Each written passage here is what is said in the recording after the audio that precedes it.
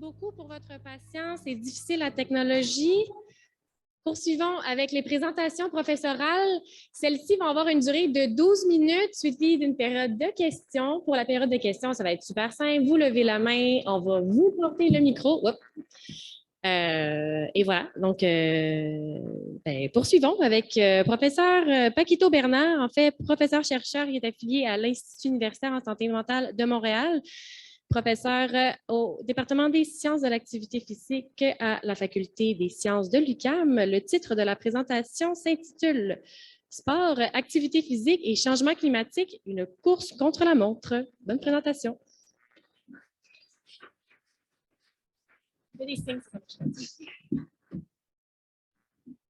Bonjour à toutes et à tous. Merci de l'invitation. Bravo aux étudiants qui font des super événements de vulgarisation scientifique.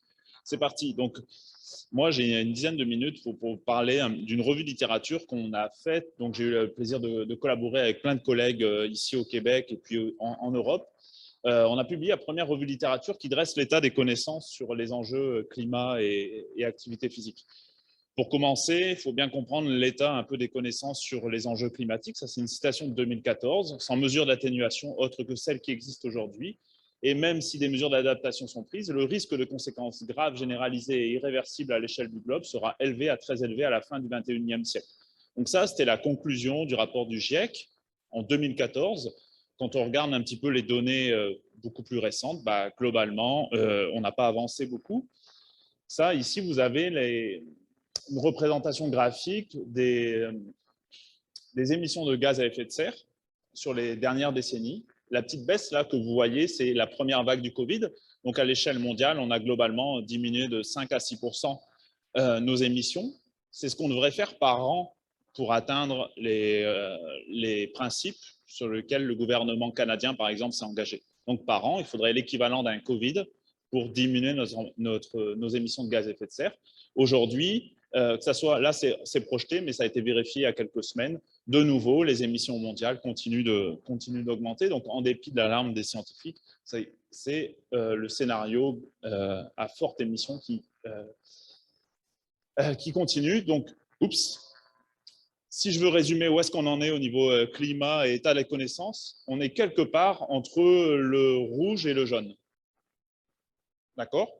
Donc, en connaissant ça, moi, je viens des sciences de l'activité physique. Donc, avec des collègues, on s'est dit, tiens, on va regarder, ça va être quoi les impacts des émissions de gaz à effet de serre sur l'activité physique et le sport. Les étudiants qui m'ont eu en cours, ils connaissent bien cette diapo parce que je la mets dans n'importe quel cours que je donne. C'est-à-dire quand je parle d'activité physique, souvent les gens pensent uniquement au sport, mais l'activité physique, c'est lié au déplacement, c'est l'activité physique que vous faites dans votre travail, si vous construisez des maisons par exemple, c'est l'activité physique que vous faites aussi à domicile quand vous tondez la pelouse. Donc, l'activité physique, ça représente aussi les activités physiques de loisirs. Si vous jouez avec votre vieille tante au bowling, par exemple, c'est de l'activité physique de loisirs. Donc, la question qu'on s'est posée, c'est quels sont les liens bidirectionnels entre changement climatique et toutes ces composantes de l'activité physique. Il y a aussi de plus en plus dans la presse des sportifs, des athlètes de haut niveau, des sportifs du dimanche comme moi qui s'interrogent sur les conséquences positives ou négatives de leur pratique sportive. Si on regarde un petit peu l'état de la littérature sur uniquement la pollution, donc les particules fines, le taux de particules fines qu'on va retrouver en ppm dans les villes, globalement, ce qu'il faut retenir, c'est qu'il y a une association négative. Il y a plusieurs méta-analyses qui le démontrent. Plus la pollution de l'air augmente dans un contexte urbain, plus on diminue notre activité physique, que ce soit en nombre de pas, que ce soit en heures de vélo réalisées. Et est-ce que quand on augmente le nombre de cyclistes en milieu urbain, on diminue la pollution de l'air? La réponse, c'est oui, mais à certaines conditions. Je ne rentrerai pas dans le détail, je pourrais répondre si vous avez des questions. Quand on s'intéresse au lien entre la quantité d'activité physique que les gens font et leur exposition à des catastrophes naturelles. Alors, ça peut être des catastrophes naturelles très importantes, comme des catastrophes naturelles beaucoup plus faibles en intensité, mais très répétées, comme on va voir en Asie du Sud-Est, avec des répétitions d'inondations d'une vingtaine de centimètres, par exemple. Plus vous êtes exposé à des catastrophes naturelles et plus vous allez diminuer à court, moyen et long terme votre volume global d'activité physique. Or, vous le savez, l'activité physique, c'est un déterminant majeur de la santé physique et mentale. Les communautés sportives jouent aussi un rôle post-catastrophe naturelle, c'est-à-dire que les communautés sportives viennent en aide. Il y a beaucoup de littérature qui montre que les communautés sportives peuvent venir en aide aux personnes affectées par des catastrophes naturelles.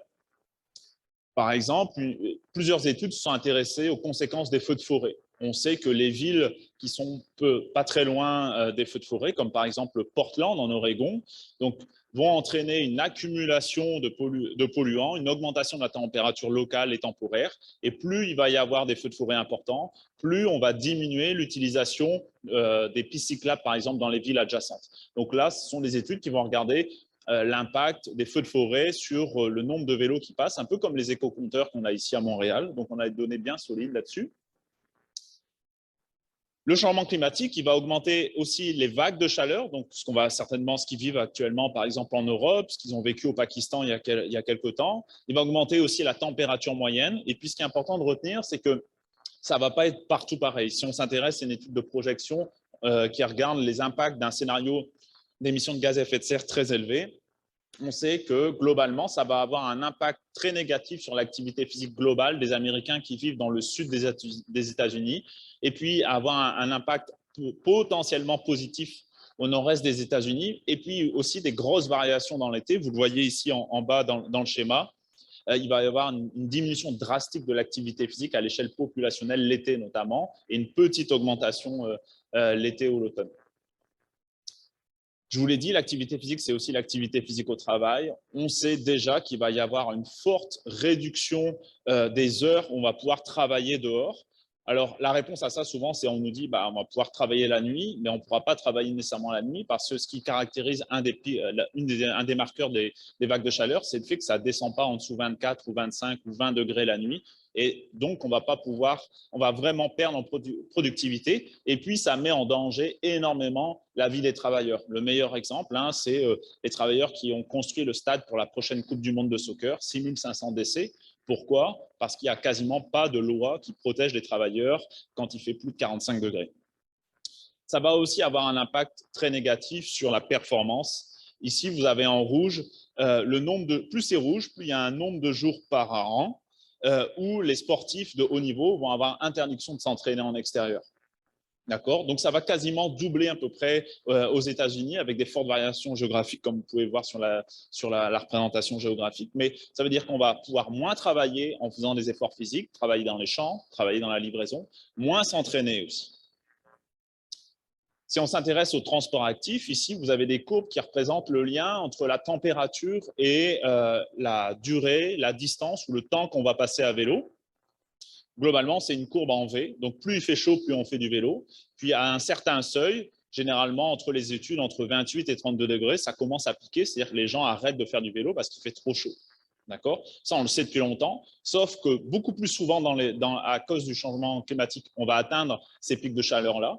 Et que quand on regarde les caractéristiques des gens qui arrêtent plus tôt, ce sont les gens qui ont une maladie chronique et les gens qui sont en embonpoint. Donc, les gens qui ont le plus de bénéfices de l'activité physique. Donc, les gens qui devraient faire plus d'activité physique vont faire moins de transport actif, par exemple, à cause des pics de chaleur. Alors, est-ce que le vélo, développer des pistes cyclables, c'est la solution pour réduire les GES, les gaz à effet de serre, à une échelle d'un pays ou à l'échelle d'une ville? C'est difficile à dire parce qu'il n'y a pas beaucoup d'études expérimentales. Ce qu'il faut retenir, c'est qu'il n'y a pas un haut niveau de preuve qu'augmenter le vélo diminue les émissions de GES à l'échelle d'une ville. Pourquoi? Parce qu'il y a énormément de variations entre les villes puis entre les modèles testés. Il y a un gros potentiel sur le vélo à assistance électrique ou le vélo électrique. Et pour l'instant, les études de modélisation qui fonctionnent le mieux sur les réductions de GES à une échelle de ville, c'est le couplage transport en commun, transport actif et un tout petit peu de voiture électrique. Pour terminer, on s'intéresse aux enjeux sur l'empreinte carbone des sportifs. Sur le haut des slides, vous avez les empreintes carbone d'un habitant de chaque pays. D'accord? Donc, au Canada, on est parmi les pires au monde en termes d'empreinte carbone annuelle. Quand on regarde pour des études allemandes, la part de l'empreinte carbone individuelle associée à la pratique sportive, globalement, ça peut représenter jusqu'à un quart de l'empreinte carbone individuelle. C'est majoritairement dû aux déplacements qu'on fait dû aux pratiques. Dans les catégories de sports qui ont les plus grosses empreintes carbone, c'est les sports de nature, ce qui est contre-intuitif. Et puis, c'est les sports qui nécessitent des gros voyages. Donc, par exemple, si vous allez en Colombie-Britannique pour faire du ski, vous allez avoir une empreinte carbone démentielle. Si vous voulez faire un trek au Népal ou un trail au Népal, vous allez avoir une empreinte carbone démentielle. Si on s'intéresse aux sportifs de haut niveau, c'est encore pire. On est en ce moment dans l'actualité de la Formule 1. Un pilote de Formule 1, c'est 74 tonnes de CO2 par an. Pour être en accord avec être en lien avec les accords de Paris, on devrait tous en 2050 atteindre 1,5 à 2 tonnes de CO2 par an. Donc, pour terminer, qu'est-ce qui va se passer demain au Canada? Donc, quand on regarde les données probantes, on se rend compte que construire, par exemple, soi-même, ça c'est une étude de sciences citoyennes, construire soi-même une patinoire en extérieur, c'est de plus en plus compliqué. Quand on regarde les études de projection qui vont… Voilà, les études de projection où on regarde si on ne diminue pas nos émissions de gaz à effet de serre, qu'est-ce qui va se passer en termes de glace, en termes de chaleur l'hiver? Globalement, il y a une étude sur le canal Rideau, il y a une étude aussi sur les parcs à Montréal. Si on ne réduit pas nos empreintes carbone, oubliez de pouvoir patiner dehors l'hiver, ça va devenir impossible, dangereux et surtout très cher pour les villes. Quand on s'intéresse aux activités physiques de pleine nature, alors il n'y a pas d'étude canadienne, mais il y a une étude nord-américaine. Si on regarde la partie bleue ici en haut à droite, c'est très proche un petit peu de la morphologie géographique du Canada. Globalement, les activités physiques de pleine nature qui vont être le plus impactées par le changement climatique, le ski de randonnée, le ski de fond, les activités sur glace, la pêche, la chasse. Il va y avoir aussi des saisons de ski quasiment de plus en plus courtes. Ça va devenir de plus en plus cher de faire du ski parce qu'on va devoir faire de la neige artificielle. Le ski doux, c'est encore pire. Organiser les Jeux à Vancouver, oubliez ça. Il n'y a déjà plus assez de neige maintenant. Là, si on voulait organiser l'hiver prochain à Vancouver, c'est déjà quasiment impossible. Voilà, j'ai plombé l'ambiance. Donc ça… Si on devait en une image retenir qu'est-ce qu'on sait des liens entre changement climatique et sport, activité physique, on en est là. C'est-à-dire que globalement, dans le milieu de l'activité physique et du sport, on ne change pas grand-chose, mais il y a plein de solutions. Pas celles-ci, parce qu'elles sont vraiment, elles n'ont aucun sens. On peut changer le milieu du sport au niveau structurel, donc changer les politiques, l'organisation du sport. On peut changer au niveau personnel et on peut changer aussi les contextes sociaux pour réduire, pour être en lien avec les accords de Paris, par exemple. Je vais vous donner quelques pistes. Donc, il y a par exemple une station de ski en France qui a arrêté, qui n'a pas changé ses remontées mécaniques et puis qui a un autre projet pour gagner de l'argent différemment en anticipant que dans 20 ans, ils n'allaient plus avoir de neige. Il y a beaucoup d'éco-blanchiment dans le sport auquel il faut faire attention. Et puis ici, par exemple, le plus beau modèle d'éco-blanchiment, vous pouvez aller voir ce site, c'est le site de la NHL. J'avais mis une alerte. Le site de la NHL qui montre les efforts qu'ils font pour lutter contre le changement climatique. Vous voyez bien que ça ne change pas grand-chose. Par contre, il y a des choses qu'on pourrait faire. Ici, vous avez une carte des vols et des trajets que les joueurs de NHL font quand ils font une saison normale sur le haut. Sur le bas, c'est la saison qu'il y a eu Covid, d'accord, quand ils ont fait des tournois. Simplement, en réorganisant l'ordre des compétitions puis le fait d'organiser des tournois, on peut environ diminuer de 25 à 30% les GES liés au transport chez les athlètes de haut niveau. Donc, c'est très simple à faire, c'est une réorganisation. Et puis, comme la majorité du temps, c'est du sport qu'on regarde à la télé, ça ne changerait pas grand-chose. Il y a plein d'autres solutions, mais je vous laisse du temps pour les questions. Merci. Merci beaucoup, Paquito. Est-ce qu'on a des questions dans la salle? Levez la main, je vais venir à vous. Il n'y a pas de mauvaises questions. En arrière, j'arrive. On a des micros, j'arrive pas. Merci, Paquito, pour ta présentation. J'ai vu une présentation, un talk une fois dans un congrès qui disait que c'était en Inde, je pense, qui disait où l'air est très pollué et qui disait qu'au final, contrairement à la pensée populaire, même quand il y a des alertes de pollution intense, vaut mieux quand même ne pas arrêter l'activité physique en termes de bénéfices pour la santé, même s'il y a plus de polluants dans l'air que de rester dans sa maison sédentaire. C'est une présentation que j'ai vue, puisque tu es un spécialiste de balayer la littérature. Est-ce que tu as vu ce genre d'études-là? Est-ce que c'est réellement le cas? Alors, dans la revue, on a trouvé surtout des études australiennes qui montrent que oui, on peut continuer. Alors, c'est un contexte australien, donc le niveau d'intensité de pollution, il est largement en dessous celui qu'on peut voir en Inde, donc je ne peux pas répondre pour l'Inde. Pour l'Australie, c'est sûr qu'il y a beaucoup plus de il y a quand même la balance bénéfice-risque de pouvoir faire du vélo en extérieur, elle continue d'être positive envers l'activité physique, et que globalement, dans les pays, dans certaines villes, en Australie, par exemple, ils ont des alertes, comme l'alerte que vous avez reçue cet après-midi. Ben là, imaginez, vous pouvez recevoir l'alerte parce qu'on a franchi un pic. Par contre, quand il y a ces alertes-là, ça dure 3 jours. Les gens diminuent l'utilisation du vélo et des pistes cyclables pendant 3 jours. On fait ces analyses des éco-compteurs. Et en fait, les gens après oublient, même si le pic reste élevé. Donc, ce n'est pas si grave de continuer à rouler quand c'est pollué en Australie. Merci beaucoup pour la question. Est-ce qu'on avait d'autres questions dans la salle? Je vous promets, les autres présentations vont être vraiment moins alarmantes. C'est vrai. J'espère. Moi, j'en ai une, sinon.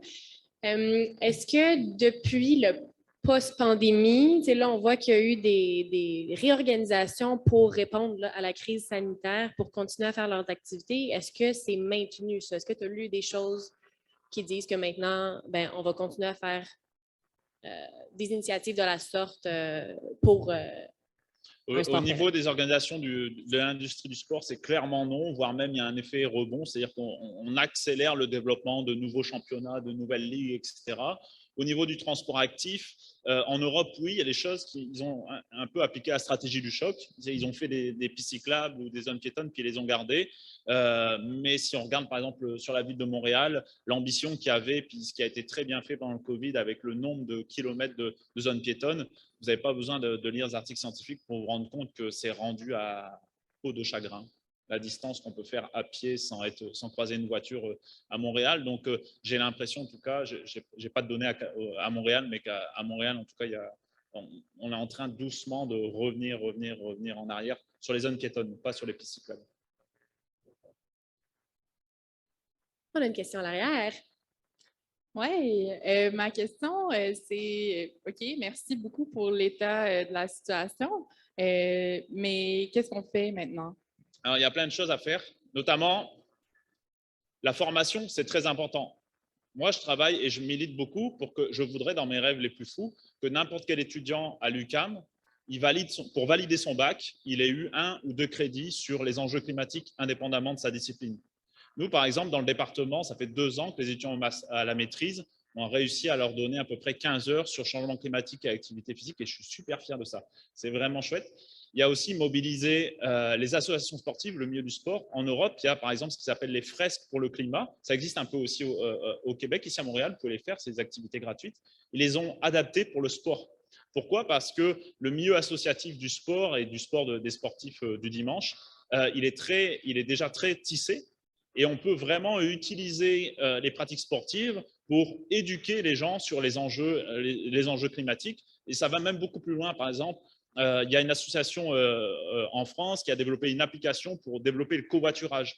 Et ben maintenant, les nouveaux clubs, les nouvelles associations dans plein de domaines sportifs, si elles veulent avoir le statut reconnu de BNL, elles doivent avoir proposé ce système de covoiturage pour réduire l'empreinte carbone liée au déplacement. Et puis, le dernier point sur lequel on peut agir aussi, c'est aider les athlètes, aider les personnes qui veulent gérer leur poids à avoir une alimentation moins carnée. Au niveau individuel, la seule chose vraiment la plus intéressante, c'est réduire votre consommation de viande et l'utilisation de l'avion. Et c'est dans le domaine du sport, c'est très faisable. Donc, arrêtez de vouloir aller dans les Alpes pour faire du ski et de manger un gros steak, un gros morceau de bœuf tous les jours. On peut en manger, hein, mais moins souvent.